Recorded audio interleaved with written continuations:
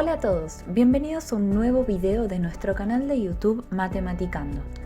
En esta oportunidad comenzaremos a estudiar la unidad álgebra de funciones.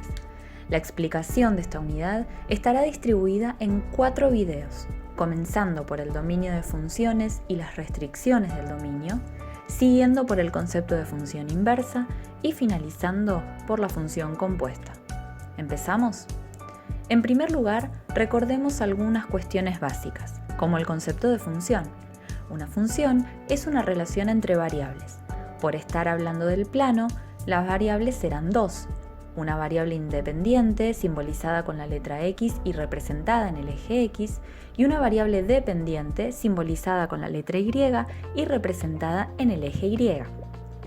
Estos ejes se llaman ejes cartesianos. Se cruzan perpendicularmente en el punto de origen de coordenadas, es decir, el punto 0, 0.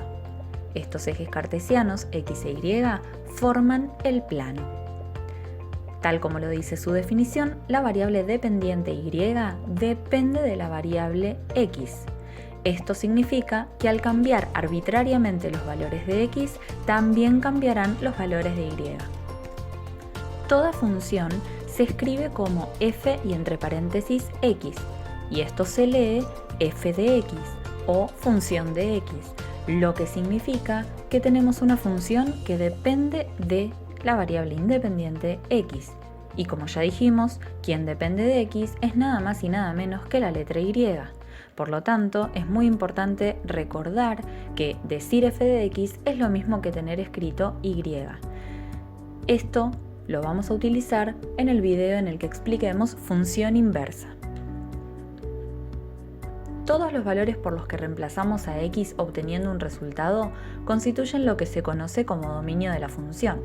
El dominio es entonces el conjunto de valores que una función toma sobre el eje x. Haciendo un repaso muy breve, dada cualquier función, como en el ejemplo se muestra una función lineal x más 3, podemos elaborar una tabla de valores para, al reemplazar a la x de la fórmula por los valores dados o los valores que nosotros querramos, ir encontrando los distintos valores que toma la y y, con esos puntos, empezar a hacer nuestro gráfico. Pero no siempre la x puede tomar cualquier valor numérico. En ocasiones, al reemplazar a la x por algún valor determinado, nuestra función deja de existir. Imaginemos que, en lugar de tener una función lineal, donde sabemos que el dominio son todos los reales y por eso a la x la podemos reemplazar por cualquier valor, se nos presenta esta función, 2 sobre x. Preguntamos, ¿qué pasa cuando la x vale 0? Quedará expresada la cuenta 2 dividido 0, que como bien sabemos no tiene resultado. Es una división por 0 cuyo resultado no está definido matemáticamente. Por lo tanto, nuestra función no existiría en ese punto, ya que no encontraríamos una imagen para ese valor. Se produce así lo que conocemos como restricción del dominio. Comencemos a aclarar un poco estos conceptos. En todas las funciones lineales que son representadas por rectas de infinita longitud, el dominio es todos los reales porque, como se ve en la imagen, esa línea recta abarca a todos los valores del eje x. Lo mismo ocurre con el dominio de las funciones cuadráticas, las funciones polinómicas, exponenciales o las funciones trigonométricas seno y coseno. En todas estas funciones siempre encontramos resultados al reemplazar a la x por cualquier valor. Pero, ¿qué sucede con las otras funciones? ¿Qué pasa si nos encontramos con una función tangente o con una función logarítmica o con una función homográfica o raíz cuadrada? Es fácil ver en los gráficos que estas funciones no toman a todos los valores del eje x, sino que algunas tienen un límite. Hay otras en donde la gráfica saltea valores, números que no son incorporados y por lo tanto números que decimos no pertenecen a su dominio. ¿Cómo analizamos entonces el dominio de estas funciones especiales? Las restricciones que se pueden presentar en el dominio de una función son 3. Comencemos analizando las funciones homográficas. Una función homográfica es aquella que tiene en su denominador a la variable independiente, es decir, en el denominador de una función aparece la letra x. Como bien sabemos, una fracción es una división y en el conjunto de los números reales la división por cero no existe. Por lo tanto, las funciones homográficas tienen como restricción que el denominador no puede valer cero. Si el denominador valiese cero, nuestra función dejaría de existir. Por lo tanto, debemos plantear esa desigualdad. Denominador distinto de 0. Para el primer ejemplo, x más 3 distinto de 0. Despejamos x y tenemos como resultado x distinto de menos 3. Esto significa que la x puede tomar cualquier valor, pero no ese menos 3. Por lo tanto, el dominio serán todos los reales menos el menos 3, que como es un valor único, se lo encierra entre llaves. Si quisiéramos escribir el dominio de otra manera, podríamos pensar en una recta numérica, ubicar ese valor crítico menos 3 y sin incluirlo, podemos tomar todos los valores de su izquierda o de su derecha, quedando así el dominio escrito como la unión de dos intervalos. Los intervalos abiertos que van desde el infinito negativo hasta el menos 3 y el intervalo que va desde el menos 3 hacia el infinito positivo. De la misma manera, para el segundo ejemplo colocamos el denominador x al cuadrado menos 1 distinto de 0. Importante no caer en la tentación de pasar el 1 sumando y la potencia como raíz, sino, al reconocer que estamos en presencia de un polinomio cuadrático, poder aplicar algún método de factoreo. En este caso usaremos diferencia de cuadrados. X más 1 por x menos 1 debe ser distinto de 0.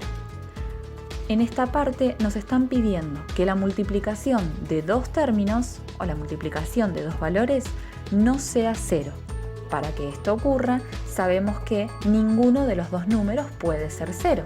Por lo tanto, planteamos que el primer término x más 1 sea distinto de 0 y que el segundo término x menos 1 también sea distinto de 0. Despejando ambas desigualdades, obtenemos que el dominio tomará a todos los valores reales menos a esos dos valores críticos, el menos 1 y el 1, también encerrados entre llaves por ser valores puntuales.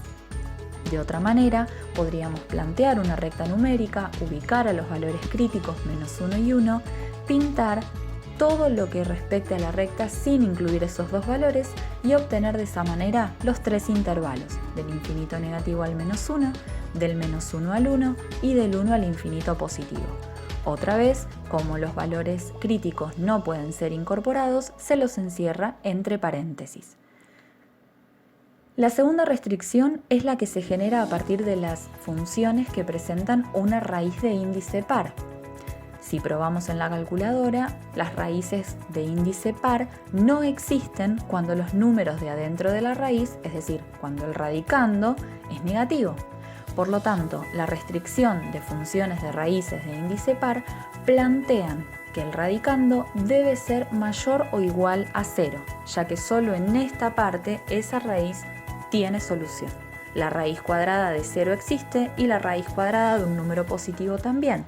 Sin embargo, la raíz cuadrada de un número negativo no dará un resultado real.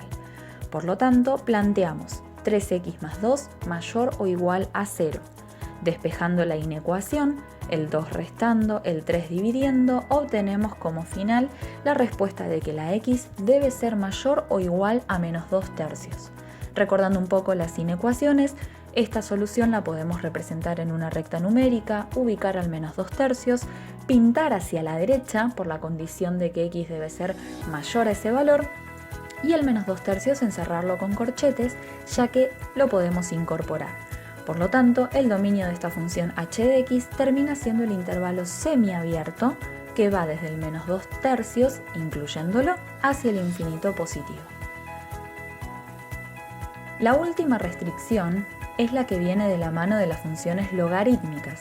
Los logaritmos, tanto los logaritmos decimales como los logaritmos naturales o neperianos, solo existen en el conjunto de los números reales si el argumento de ellos es positivo. El argumento son los términos que están encerrados entre paréntesis. Por lo tanto, deberemos plantear x menos 5 mayor a 0.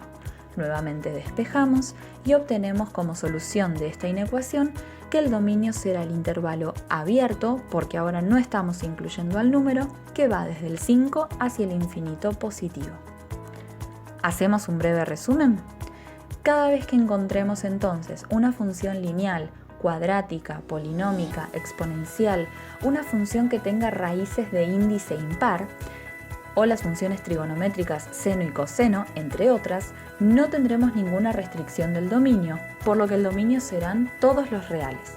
Sin embargo, al encontrar una función racional, la restricción será que el denominador debe ser distinto de 0 y el dominio entonces serán todos los reales menos ese valor o esos valores puntuales.